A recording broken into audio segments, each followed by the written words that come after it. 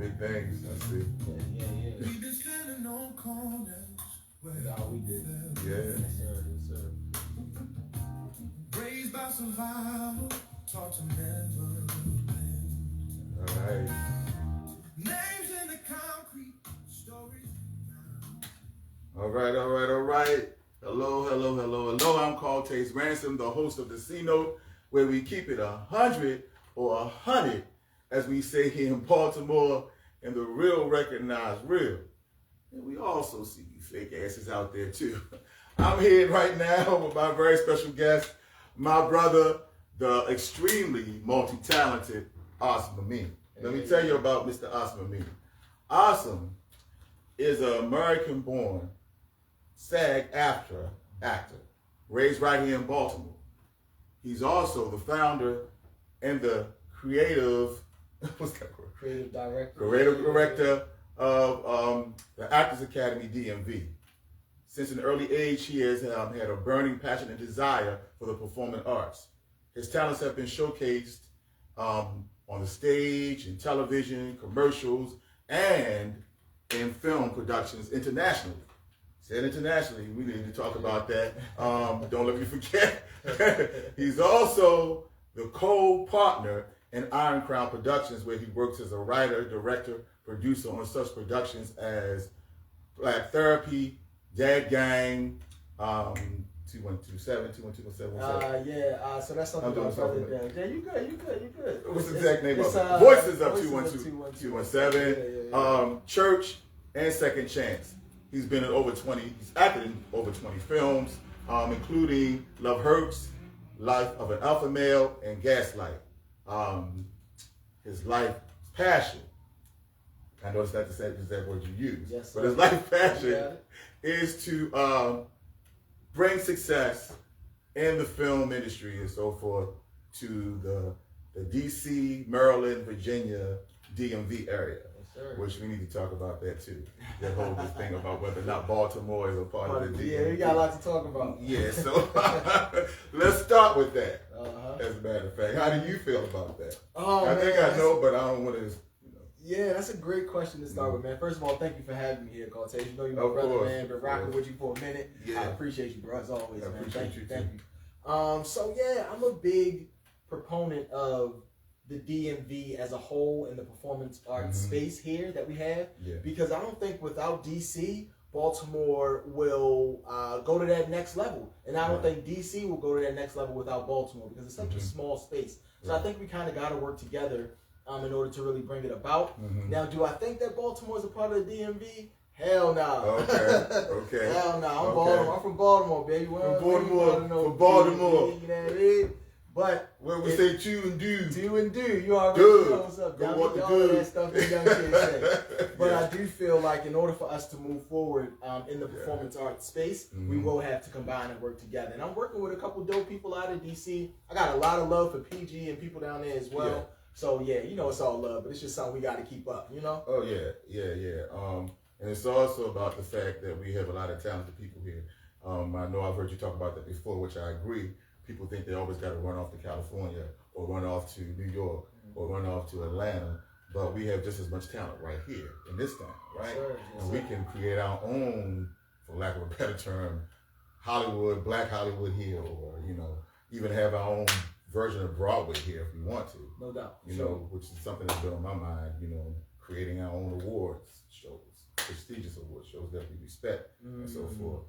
That's what I've been thinking about. So now I heard that. I'm interested. Whatever, man. I'm down with that. Well, something that's been on my mind since quite a few years now is maybe having an award called the Michaud after Oscar Michaud. The first Black filmmaker, who they say they got the whole Oscar thing from him. It comes from him.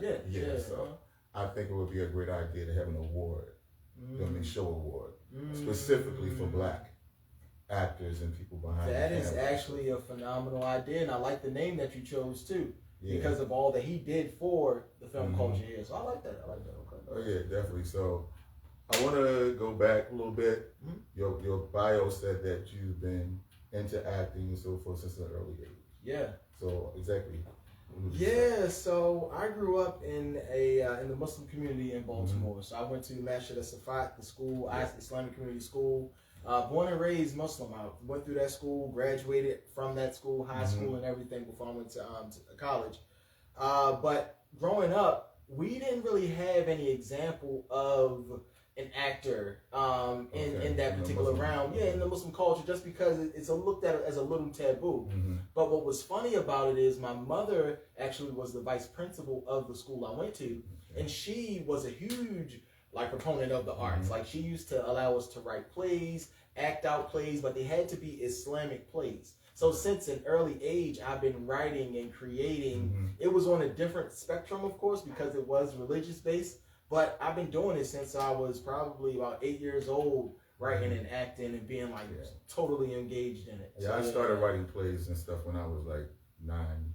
Yeah, nice. Yeah, I started singing and acting when I was 6 years old. Yeah. So it's always been a part of me as well. Yeah, it's a beautiful thing, man. Yeah. And I want to inspire the future. That's why even I promoted so much myself, because I didn't have that. So I want to be that for the next generation. You know what I mean? I know what you mean. So I want to ask you a question. I was going to ask this later, but I want to ask it now. The whole audition process thing, and how do you feel about it? As far as one of our friends, you know, Cherie. Cherie McCain? Yeah, of course. Shout out to Cherie McCain. Yeah, I love you, Cherie. I often see, well, not often, I've seen her post a couple of times, a few times over the years, where she says, I guess maybe some of her friends who are actors feel like they shouldn't have to audition if she knows them. Now, I don't feel that way. If I want to be a part of somebody's project who I know, I'm fine with auditioning.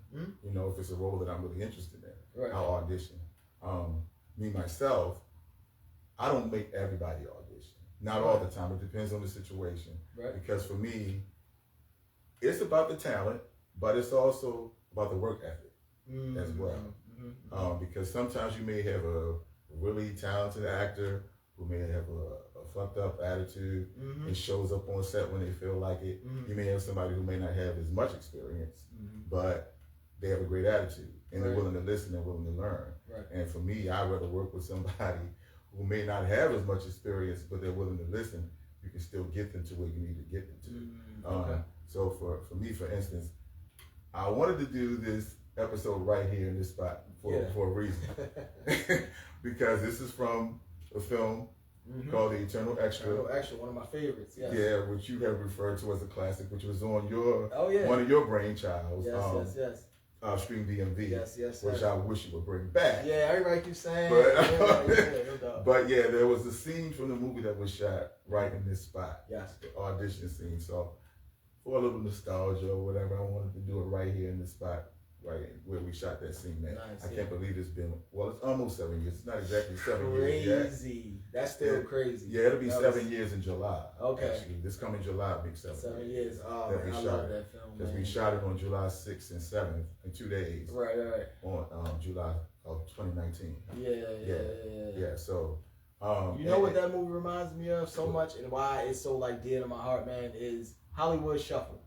Okay. It reminds me of Hollywood Shuffle, and it's so real and it's so authentic and it's so now, right? It's so in the present. Hollywood Shuffle was in the present then, but that one was so present, man. I love that movie, man. Yes, sir. Thank you. And thank you for being part of it. And I want to talk about that for a second. Yeah. How you became a part of it. Because I was very impressed with you. Yeah, my man. Okay, because we met in 2018. And we met probably, it had to be somewhere around, what's that I don't remember what month that was. It was hot. It was a little warm. We met at the library. That was for the play. The Good Life. The Good Life, Yeah, so when I contacted you about it, and you asked to see the script first, of course, to see if you can handle it, because I told you it was one of the lead roles. Yeah. Next to the role that I was playing. Yeah. And you read over it, and you said you felt like you could handle it. No doubt. You was honest about everything. You said you might not be able to make it to every rehearsal, but you would study. So this was 2 weeks before the play. Yeah. So even though you weren't able to make it to every rehearsal, you still came in there and you knocked it out the park. You learned all of those lines. There was a lot of lines to learn. Yes, sir. And so I was very impressed by that. Nice. You know, because you like, it was like you were an actor after my own heart, because there's been many times over the years when I've been asked to run a role at the last minute. Okay. And jump in there, you know. So I was very impressed by that, and I was impressed by your work ethic and your attitude. My man. Thank you. And so let me tell y'all a story. Cortez set me up, right? I did. No, it was but it was a learning experience. What I will say about that particular project is, y'all had to learn 80 lines in like 2 weeks. That joke was crazy. Like I had like 2 other projects I was doing at the time that I was kind of like the lead on. But it really brought something out of me as an actor though. So I loved it. I felt like I put my boxing gloves on and I just hit the cage with that joint. And it came out like it was a really good play. Like everybody loved it. It was a very emotional and it was written really well. And I think the performance was really, really good. It was. And I loved it. Like even though it was like, oh shit, let me get my shit together. It proved to me that I could act. It was like, yo, you can do this here. Yeah, and I like the fact you didn't run away from it. Nah, I don't shy away from fights, bro. That's one thing about me. I'm a fighter. And then you jumped in and you did Asaga. Right after that. Yeah, right after that. Joseph Asaga. And Raisin in the Sun, which we need to do that again. I love that one too. Because that was a kick-ass cast. It was. You know, I'm mad that we didn't get it on film. Yeah, that was a good one. You know, I was playing like an African guys, from Nigeria. You got the accent down. Got the accent down, So when I saw how you knocked both of those out and your attitude and your work ethic, when it came time to do the Eternal Extra, I'm like, I mean, I had auditions for that role before in the past, but I'm like, I wanted you to do the role. Yeah. No, it was good. It was you good, know, man. and you knocked that out the park as well. I don't think I auditioned anybody for that particular film. Right. I still have auditions, but everybody that was in that film were people that I had worked with. Oh, okay. You selected them. Yeah. Pretty much. Okay. And I knew that they would be there and they would show up. Right. And get it done, you know. So, because sometimes you don't have time to play around with people. Yeah. Oh, yeah. That's going to leave you hanging. Right. And then you know, not show up in time or show up late or not show up at all. Or leave you hanging in the middle of shooting. Yeah. And then you have to go back and shoot a whole bunch of shit all over again. Yeah, buddy. So I know. Yeah. So I'm talking too much. Hey man, that's what we're here for. To see. But yeah. So how do you feel about the whole auditioning people that you know? So for me, everybody has to audition. Okay. Audition shows me that you are committed to whatever I need you to do for this particular role. And if I even know that I'm going to select you for a role, I still want you to come in and read it. Right. Because I might have selected you and then you read it like shit. And then I'm like, and I got to explain to all my executive producers and everybody else that, no, they can really act. So no, I don't want to do that. With that though, you can't always judge somebody by a cold read. You can't judge it by a cold read. Because sometimes, as an actor myself, I've knocked some cold reads out the park. Yeah. Other times it's like, Right. So you gotta stay ready though. Right. That could cost you. Right. That could cost you. I know. You can't have but everybody has one of some of those. I have had them myself, and it's cost me. Right. It's cost me. So I always feel like you gotta just kind of stay ready. And I like people to come. I like people to come audition, even if it's just to meet. Like even if they read it like shit, and I'm still like, yo, I know he could do it. Right. I just want you to meet, and whatever the case may be. So. I audition. I don't audition much though. That's the crazy thing, and I stay booked. Right. And I count that to a blessing, right? Yeah. I don't say I don't have time to audition, but it's like if I'm constantly booked with something, it's like, all right, I'm booked for my next project, and then I'm also an entrepreneur myself. Yeah, you're developing your own projects and stuff too. So it's like I'll audition if you need me to, and it's a project that I'm very interested in. But it's like I'm making more money doing my own projects and working with people that I know that are casting me. So it's like, you know. Yeah. See, I'm mad at myself though, because I missed you. Sent me an email. You should have called me or texted me. You sent me an email about auditions for your film, one of your films. I did not see that damn email until like 3 weeks later because I had a lot going on. That was the ghosted joint. Yeah. I only hit you up, buddy. Yeah, but I didn't see the damn email until 3 weeks later, so it was too late. Right, but that was on me. I mean, I had a lot going on. I didn't have a whole lot of time to check my emails back then. Right. So. Yeah, that was a good film to be a part of too. But you know, it's more to come. I'm actually writing another film now that I plan on shooting this summer. So yeah, it's things happening, man, in the works. Yeah, you got Well, you said you don't want to talk. No, we can talk about it. I just, just certain things I might have to answer a certain way. If that makes sense. Well, I know you got Brandy's brother in there. Yeah. Ray J's in the film, Ghosted. Mm-hmm. Yeah, shout out to Ray J, man. Written, directed, produced by a team of people, including myself. Okay. But yeah, man, it's a great project, great story. We got Ray J in it. We got Tasha K, Nelson J. Those are just they did cameos. Yeah. Shout out to the real people who was doing it, getting it in, which is Nelson J. Davis, Nika Grimes. Right. They really did their thing. April Harrison did her thing. Mm-hmm. So it's a lot of people locally from the DMV, and that came in and killed it. Yeah. I'm sure there's a lot of talent. Oh yeah, Tim Megason. Yeah. Very talented brother. Yes, sir. He's a brother. B-R-U-V-A. Yes, sir. Brother's brother. Yes, that's him. Number one brother. Yeah. Yes. We got a lot of great people here. Yeah. Tim Megason was also from around that same time as well. He also made an appearance in. Yeah, he was in Eternal Extra. Yeah. And so, what's your, or do you probably don't have one mind now, but do you have a favorite project of yours? That I've created? Yeah. Ooh, that's a good one. I've written like 5 or 6 projects. Only 2 have been produced so far, but this year coming up is supposed to give me another 2. Okay. So I would honestly have to say I like Give Me the Loot out of the 2 that have been produced. That's a series that's been picked up, right? Yes, it was a movie that was picked up by Maverick. So shout out to Maverick. They bought the film. They have it. So both of my films, man, I'm blessed. I can't even lie. Like my first 2 films, I sold both of them, right? I don't know a lot of directors and artists in this area that are doing that. Like they might make a film and it'd be like, all right, you do a premiere, which I'm not boasting or nothing. I'm saying it gracefully and gratefully in the fact that God is blessing me. And I hope that this beginning isn't the peak, right? Like I hope the beginning is just Why would you think that? No, I'm just being real, man. Okay. It could not be. But I'm just trying to humbly say, like, I appreciate what God is doing and the motion He's putting me in, because if I can sell the first 2, that means I can sell the next 2. You feel what I'm saying? And how's the writing process for you?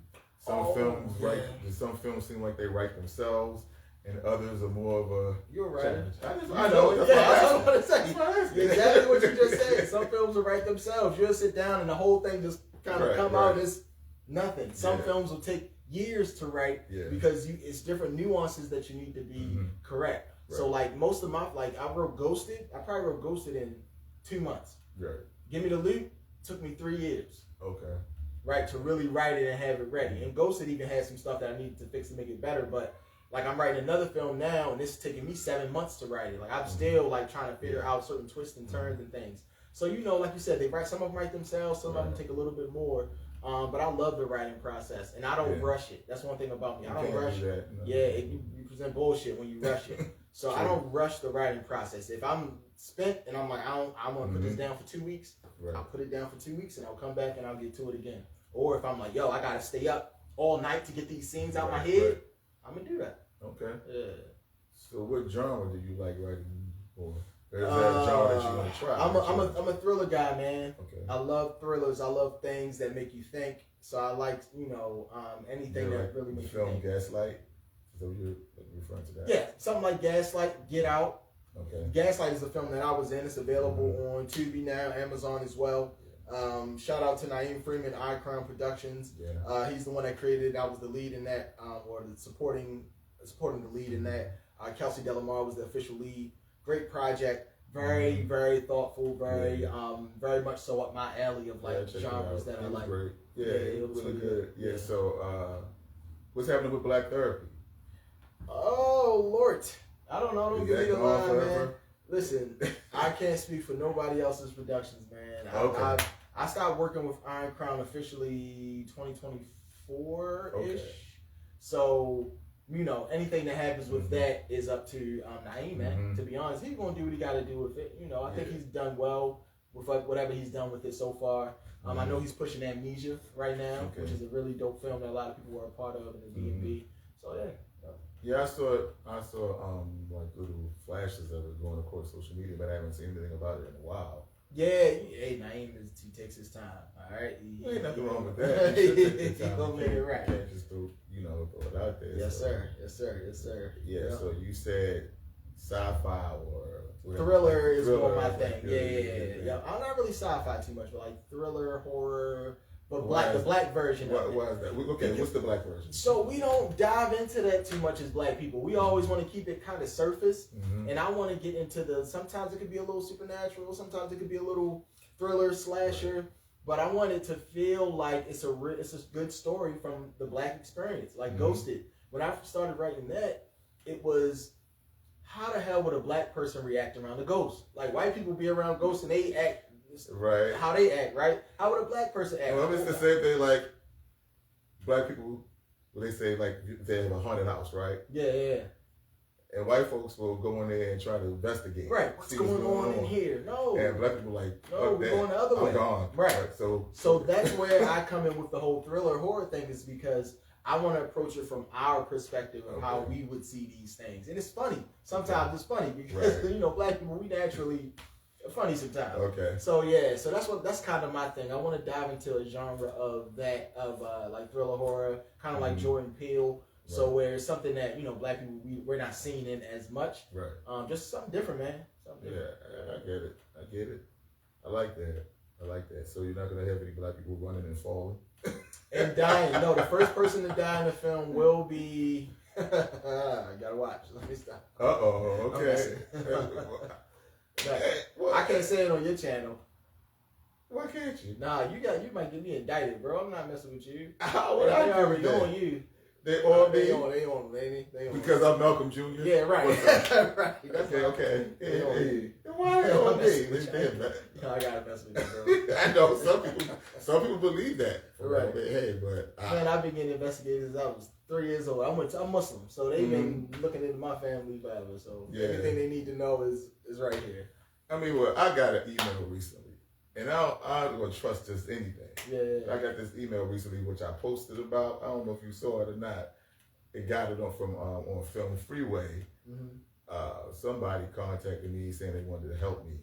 They saw some of my work and they impressed with, the fact that I'm able to act and produce and direct, and they think that I do it well. Mm-hmm. And they mentioned some of my films, like the newest films, We Brothers and Jumbled Thoughts, and one of the little quirky comedy that I did, because I wanted to do something different, just to show that I could do something different.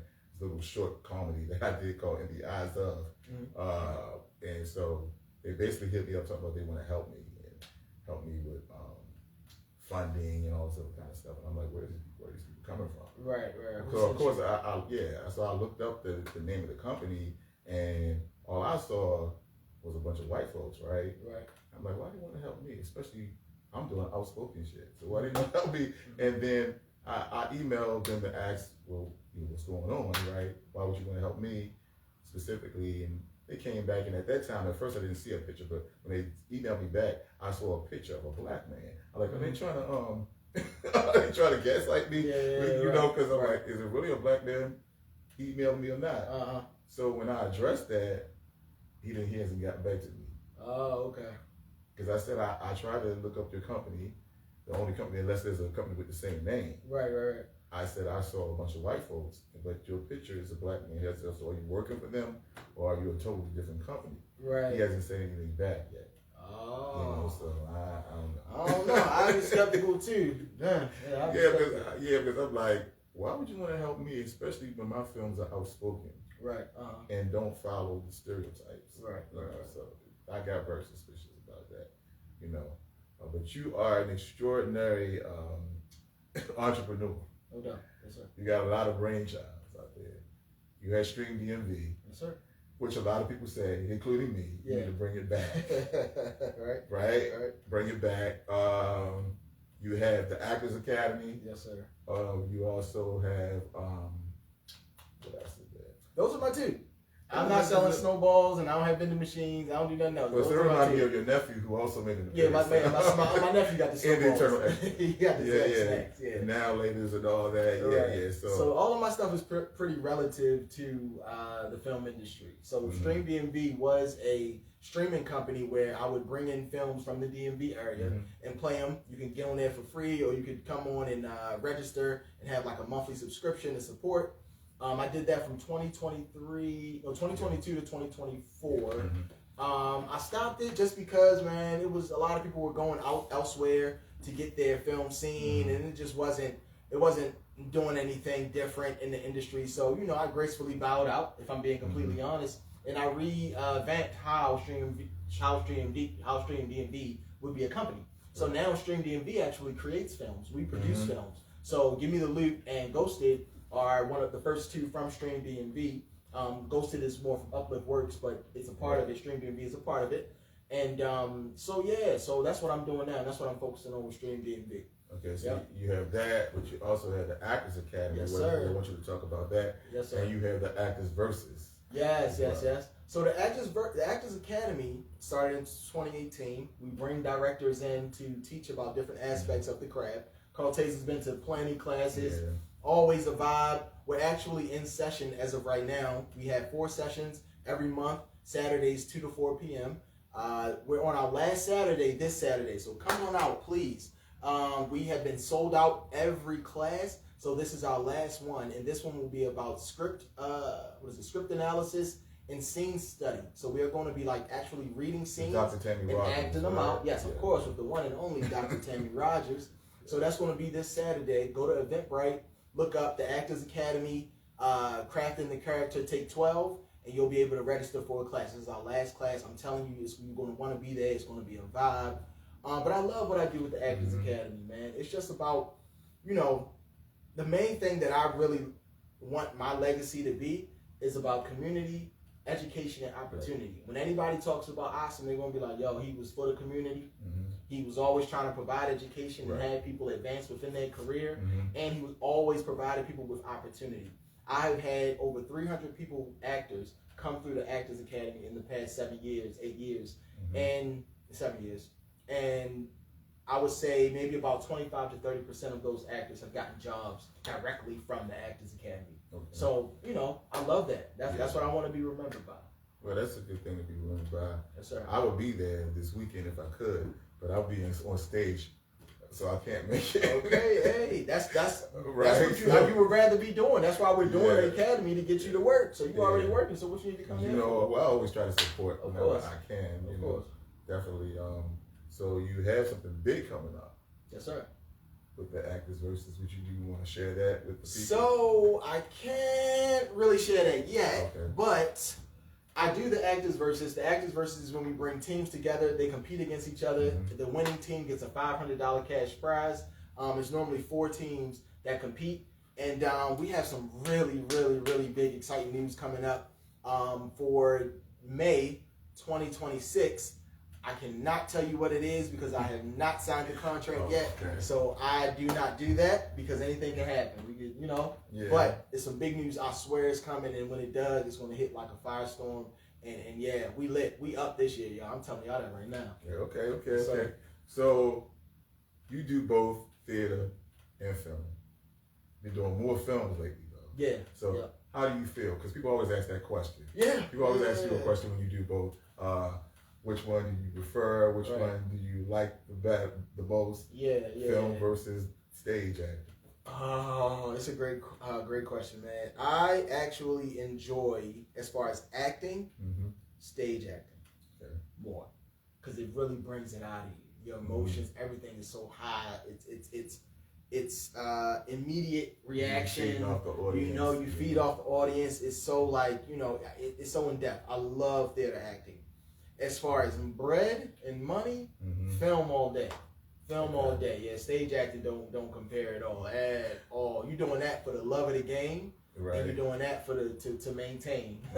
So yeah, I would have to say I got an equal love for both, and I've been doing film more lately just because I don't have the time. Stage it's a different kind of time when you're doing film, but stage is just you're there and rehearsing. Right. So yeah. So I just haven't had the time, but I love both equally. When it comes to just if I were to weigh the two, compare the two. Yeah, some people say that stage actors, people who start off as stage actors, make better or stronger film actors. Yes, I believe that. Versus the other way around, where if somebody started off with film, trying to transfer to stage. Yeah, I wholeheartedly, I definitely believe that because you've gotten the bare bones, you've gotten it right, and then you take it to the film. I feel like people that come from film and try to do it, it's a different kind of acting too. Like film is it's close. Everything's close. Stage, you gotta kind of do a little bit more. You gotta be bigger and all that. Yeah, somewhat. Yeah, you gotta do also, you don't get to have several takes. Exactly. Right. You gotta do it. Whatever's done is done. You can't say hold up, audience. Right. Cut. Let me do that again. Nope. The audience over here, they paid their money. Yeah. Right. So they want to see you do it. Yes, so you want to say something else? No, that was it, man. How we doing on time? I can't see right now. Yeah. Oh, where we at? I don't know. We got half hour, 6 o'clock on the nose. 6 o'clock on the nose. Yeah. We've been rolling this stuff. It's all good. Man, that's a good conversation. We got people in the comments and chat on that. I can't see that stuff. Yeah, me neither. It is, man. Small. You gotta hit the binoculars out, but whoever it is, thank you. One of these days, soon I'll be having those monitors and stuff where I'll be able to see the stuff, but I'll graduate to that. Yes, sir. At some point. So you said you have other projects, but you can't talk about some of the other stuff. Yeah. It's a couple things under wraps, man. I like it to be ready to go, and then I can talk on it more. The main thing that's happening is right now the Actors Academy being in full production. Give Me the Loot is available on Amazon Prime, Tubi right now. So I made the mistake of calling it a series. You said it's just a film. It's a film, yeah. It's a movie, yeah. Are there plans to develop it into a series or just stay? No, I'm thinking of doing a part 2, but it'll stay a film. It'll stay a movie. I actually already broke part 2. It's just about getting the funding for it so I can shoot it. I would love to shoot it this year. One of my actresses moved out to LA. I ain't gonna say no names, Jordan. But when you come back, we're gonna make sure we shoot that joint. I'm gonna have to get an investor to fly you back so we can get you in this joint. But Jordan Pierce, you know we need you in it. But no, we got a whole part 2 already written, ready to go. Okay. So you want to tell the people like the premise of it to make them want to go? So you got to see the first one.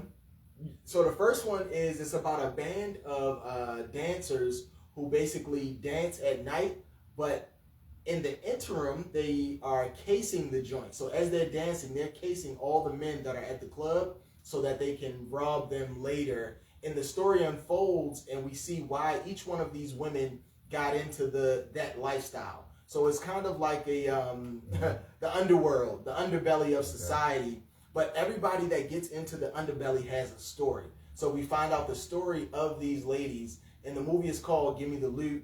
And man, it's like I said, available now on Tubi and Amazon. Really dope film. It was my first one that I directed, wrote, and produced. So please give me the grace of that. But I have, I know it's work to do, but I know it's a good story. But I know you're a thorough person, so I'm sure that it's fine.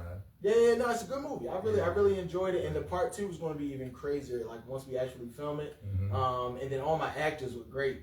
Shanetta Markia, Tia Mitchell was in that joint. We got Sabia in that joint. Also Jordan, like I just said, Tim, Tone, Blazo, Latrice. Man, it was so dope. And we had our the soundtrack came from Howard University. We had people from Howard University actually recreate some of Biggie's best songs in a jazz format. So we went down there and recorded with Howard. You were going to Howard. Yeah. It's a lot of detail in this particular film, man. And I love every moment of it, for sure. So how was your experience at Howard? Great. I took a few classes there. I did meet Felicia Rashad. Yes. Rashad, I was in class one day, and she came walking through with a few of her deans. Other deans kind of just checking out the view and everything and what was going on. We were in a stagecraft class, and we were building sets. And she came in, and I was just like, "Hey, Miss Rashad," got to shake her hand and gave me a little love. That joint was cool, man. It was so surreal. You wasn't stuttering over yourself. I wasn't, man. I tried to keep it cool. She was still looking good at 70, but you know what I mean. It's all good, and I love my experience at Howard. The classes I did take there really prepared me and helped me to just become more confident in myself, because when you've learned and you've studied, and you can take that and apply it other places, it builds your confidence so much. And then studying at the Mecca, Howard is like, oh yeah, I know what I'm talking about now. You know, so it gives you that extra confidence. Yeah, because people like the great Chadwick Boseman was there. Yeah. As well as Miss Rashad and Taraji P. Henson. Lance Gross went there. I wasn't aware he went there. Okay. Yeah, he went there as well. I know Anthony, what's his name? From Blackish. Anthony Anderson. Yeah, Anthony Anderson. He was 45 when he graduated. He went there in his 40s to get his degree. He graduated with his son, didn't he? Yeah, man. So that was, and he actually is the one that inspired me to even go back to school into Howard. Is because when he did it, I was like, oh, that's kind of cool. I can try it out. So I went there. It's expensive though. I ain't gonna lie. It's worth it. Sure. But it's expensive. Expensive as hell. I'm sure. Yeah, it is. Yeah. So where do you see Baltimore going in the next 10 years, 5 to 10 years? In the next 5 to 10 years in the performance art space, I think in the next 5 to 10 years, Baltimore, if we do the right thing with this whole tax break thing for people that want to film in our state and all of that stuff, if we do that right, we could be like the next Atlanta in the next 10 years. How Atlanta was, I would say probably like 2015-ish, where everything was going through Atlanta.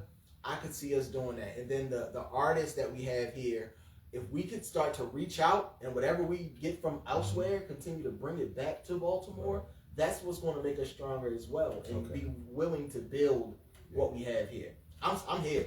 I'm here. Don't matter where I go, how far I go, whatever, I'm always going to make sure I come back here.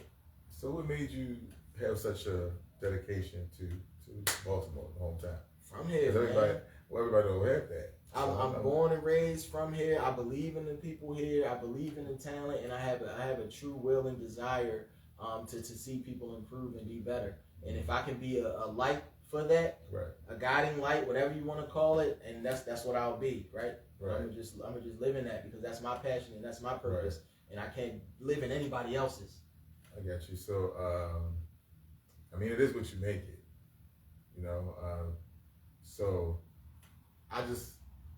everybody, like I said, everybody don't have that drive, right, to big Baltimore. So, what do you think about this bad rap that Baltimore has? Yeah, it's well deserved, well earned. I'm a realist, right? But we are shedding that. Like with people, even like I know some people aren't a fan of him, but I'm a personal. I know him. So Brandon Scott is doing a lot for the city, a lot for young black men, and making us and making other young black men want to be better, right? So I think we are shedding that whatever we had for the last 30, 40 years. We're starting to shed it. But it's well deserved, it's well earned. I remember me growing up. I was almost shot probably 3 times in my life. And I never consider myself to be the streetest dude or whatever the case may be, but I'm from Baltimore, so I was in the streets a little bit. But for me to have almost been shot 3 times is crazy. Wow. And it's like, bro, it's ridiculous. So, you know, I love that we're shedding that, and the youth are wanting to shed that as well. But it's well deserved. I'm not gonna sit here and act like we ain't do all the shit we did. It's true. But you have to be willing to put in the work, and I think that the mayor, Brandon Scott, is doing a great job. You know, he's shout out to Brandon Scott. You know what it is, bro. He has my support. Of course, they're trying to throw something out there to tear him down, but we can't fall for that. Some people are falling for it. I know. You know, they're trying to do the same thing to him that they did to the other previous mayors, like claiming he took some. That's some dumb stuff, man. First they tried to say something about the murders thing too. It was like, he ain't doing nothing about the murders. Our murder rate went from, we were over 300 murders to under 200 murders, I think, last year. You know how, for somebody like me that's grown up in Baltimore, I wanted to shed a tear. I'm like, are you serious? We under 200 murders? Yo, that was ridiculous. That's crazy. We got it. Just for that, he should have a lifelong mayorship. Because, I mean, no mayor over the last 20 years has done that. 30 years. Since the 80s, damn near. And so, he's made a big difference. Big difference, in man. the youth, in the lives of the youth. He's making sure that they have things to do. Keep them occupied with positive things. Exactly. You know, and I like how real he is. Yeah. Oh, yeah. And I like how he's not ashamed to stand in his blackness. Right? Yeah, for sure. I know. You know how I am. Yeah, I know. That's why we said people are looking for him. or watching. Which I already know people watching me anyway. Anytime you're an outspoken black person, they always going to happen. Yes, sir. That's been going on since the beginning of time, you know. Yeah, I think we've covered a lot. Okay. Definitely, we have covered a lot. Yes, I mean, is there anything else specific that you would like to talk? Nothing in particular, man. I just want to say thank you again for having me. Make sure you follow the Actors Academy. Is that you want me to? Yeah, you are. Yeah, okay. Definitely. Make sure you follow the Actors Academy, DMV on Instagram. It's the Actors Academy Baltimore on Facebook. I'm trying to get that changed so it's the same, but it's Instagram and Facebook digging on some shit with me sometimes. So please, just make sure you look up Actors Academy, DMV or Baltimore. You'll find us. You can also follow me. I'm _awesome_AWSIM on Instagram. I am a director, actor, producer, like you said, so I'm always looking for talent. I'm always looking to act in projects, and I will show up for your audition. I promise you. All right? You'll show up? I show up. Okay. I'll keep that in mind. Okay. Keep that in mind. My bad. This has been a great interview. No doubt. Thank you. We did cover a lot. Oh yeah. You said that you had a burning passion and desire for the performing arts. So, were you just into acting, or did you also have like some musical talent as well? No, I do not have any musical talent. It's performing arts strictly to do with acting. Okay. Yeah. That's my passion. That's my desire. Everything I That's do. what I also want to ask you.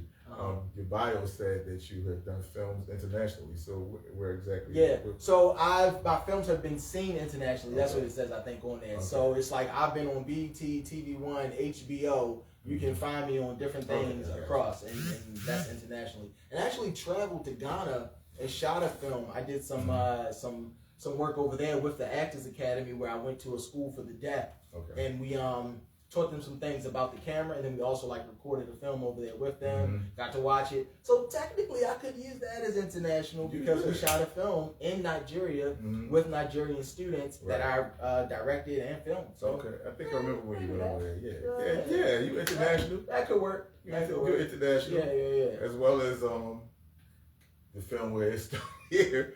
Yeah, The Eternal Extra was in a film festival in Germany. Nice. See, which is.